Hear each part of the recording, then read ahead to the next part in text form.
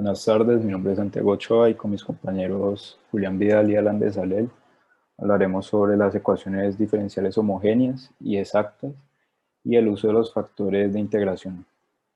Entonces empezaremos con las ecuaciones diferenciales homogéneas. Empezamos definiendo que una función g de x, y es homogénea de grado n si cumple lo siguiente, que esa función g compuesta en tx y ty es igual a t veces elevado a la n, la misma función original. Y donde x, y y t se van a restringir convenientemente. Entonces, un ejemplo de una función homogénea. Tenemos que la función es x cuadrado más y cuadrado elevado a la 4. Y vamos a demostrar que esta función es homogénea de grado 8. Entonces, donde hay x reemplazamos con tx, donde hay y reemplazamos con un ty. Entonces vemos que tx cuadrado más ty al cuadrado y todo esto elevado a la 4. Aplicamos propiedades de los exponentes. Luego sacamos factor común t cuadrado. Nuevamente aplicamos propiedades de los exponentes y tenemos que t a la 8 se multiplica por la función original. Entonces demostramos que esta es una función homogénea de grado 8. Ahora pasamos a ver qué son las ecuaciones diferenciales homogéneas. Son aquellas que al escribirse de esta forma, como vemos aquí, son ambas homogéneas y van a tener el mismo grado. Entonces van a ser homogéneas de un grado alfa. Entonces cuando eso se cumple, se va a poder reescribir esta ecuación diferencial de la siguiente manera. Se pasa la función m restar, se multiplica ambos lados por dx y por este factor nxy, entonces lo reescribimos así, donde esta función va a ser a la vez una función f de x, y homogénea de grado 0. ¿Cómo lo demostramos? Entonces vemos que esta función al componerla en tx y ty, pues reemplazamos y aquí arriba habíamos dicho que esas funciones pues iban a ser homogéneas de grado alfa.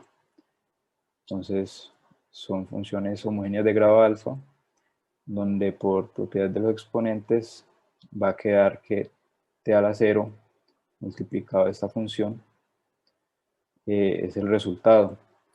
¿Y qué nos dice esta propiedad? Que sin importar por qué factor multipliquemos x y y, siempre vamos a tener la misma función. Es decir, por ejemplo, si tenemos f de 1/8 de x y 1/8 de y,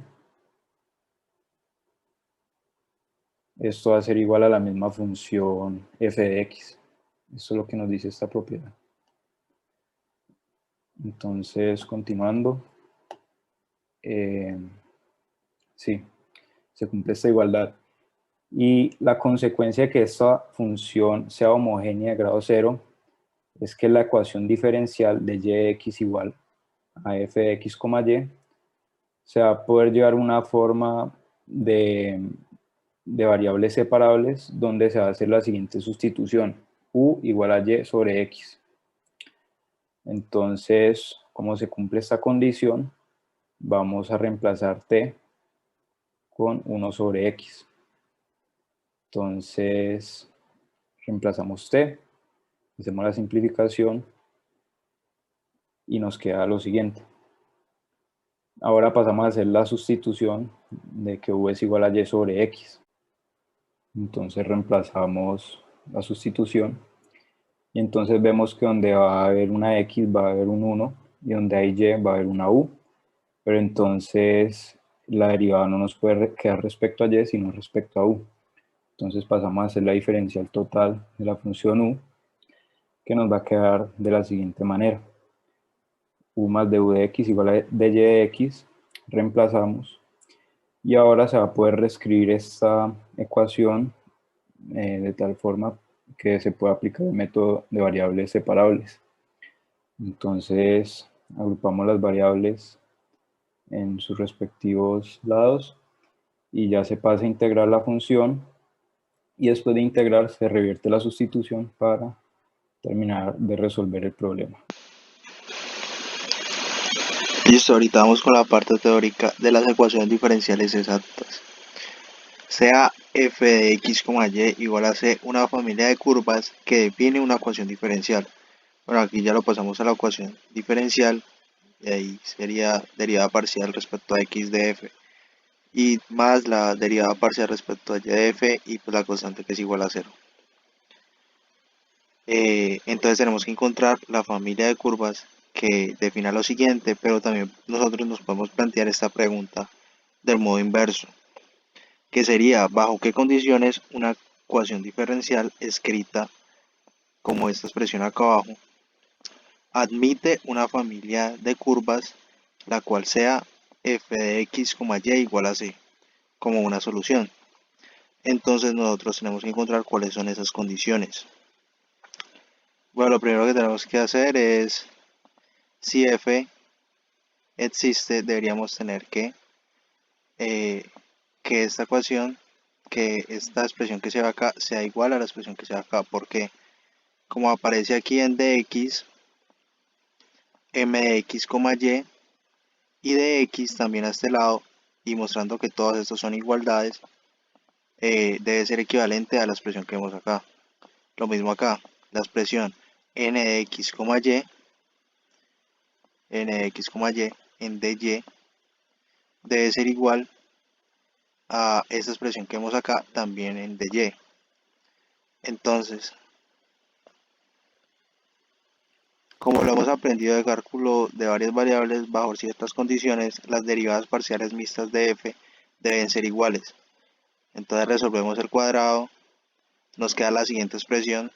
Tenemos que reemplazar esta expresión por m de x, y, pues como lo tenemos acá. Entonces lo que hacemos es reemplazarlo. Lo mismo hacemos acá. Y pues esto nos tiene que dar resultado que m de y debe ser igual a n de x. Esta es la condición que debe ser satisfecha. Entonces, como demostramos que m de y es igual a n de x, podemos utilizar solamente una expresión para seguir elaborando nuestra demostración. En este caso, pues vamos a utilizar esta. Bueno, despejamos f.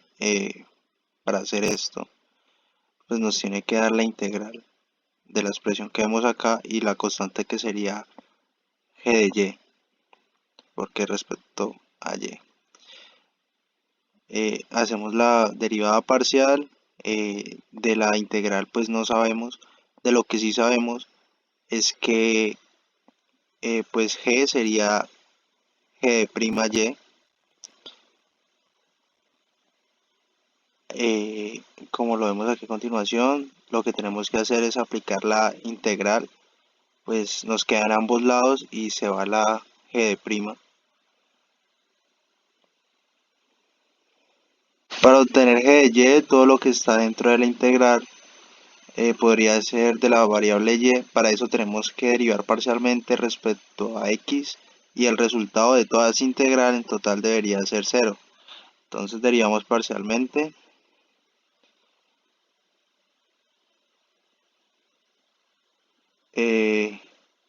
Bueno, aquí hacemos el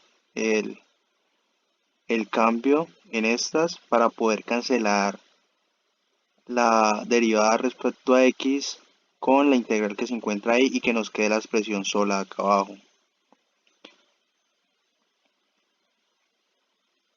Bueno, pues y luego realizamos la integral de la derivada parcial de la expresión.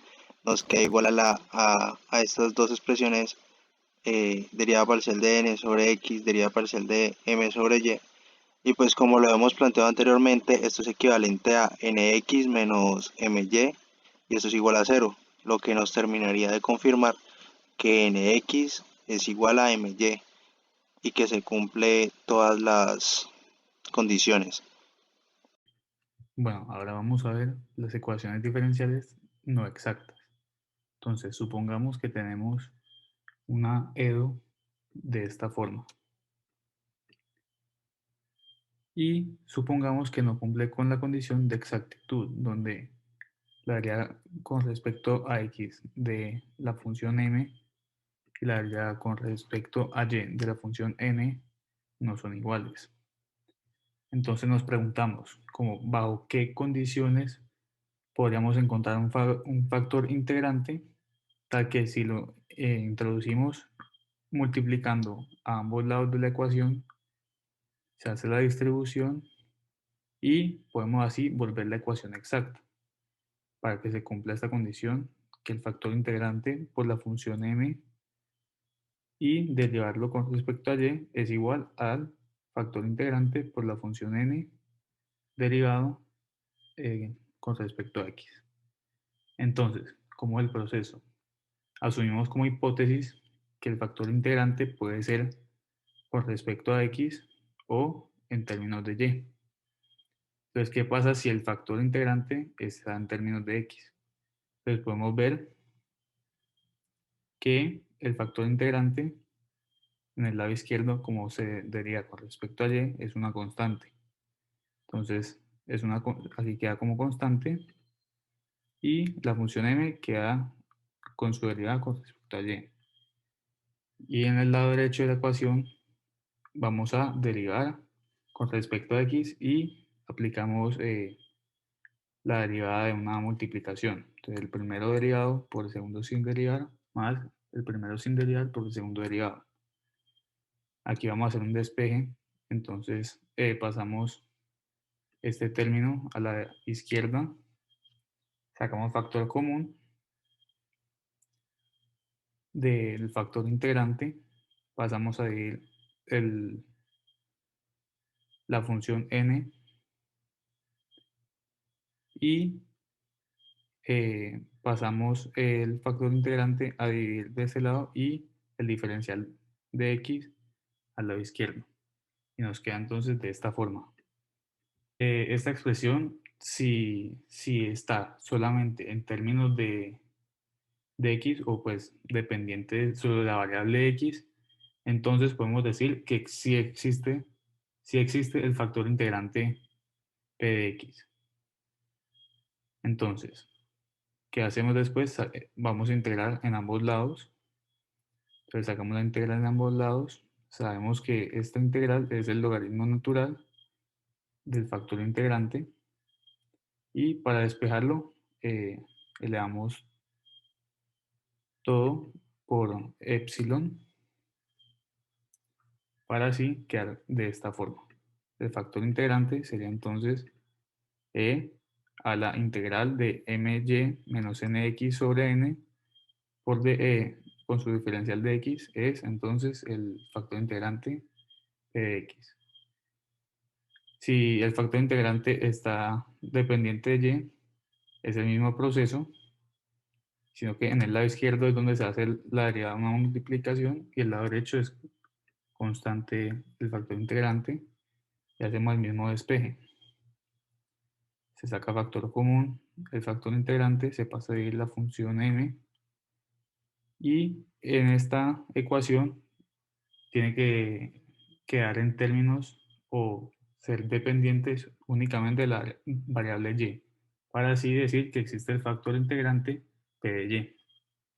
Igual, sacamos integral de ambos lados y para despejar p entonces introducimos epsilon y nos queda entonces que el factor integrante p de y es a la integral de nx menos my sobre m por su diferencial de x.